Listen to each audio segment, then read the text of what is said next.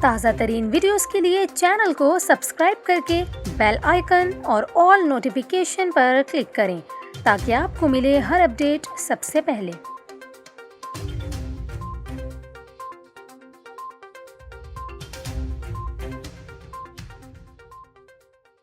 السلام علیکم ناظرین، یہاں پر آپ کو کراچی سے خبر دیں جہاں ماہی گیروں نے سمندر میں ایک ہی مقام پر 100 ٹن مچھلی شکار کر لی جو بازار میں 1,10,00,000 روپے میں فروخت ہوئی ہے۔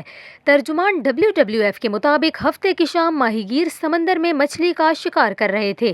ماہی گیر کھائی کریک پر جال ڈالے موجود تھے کہ اسی دوران ان کو کھگا مچھلی کا ایک بہت بڑا جھرمٹ دکھائی دیا جسے انہوں نے پکڑنے کی کوشش کی۔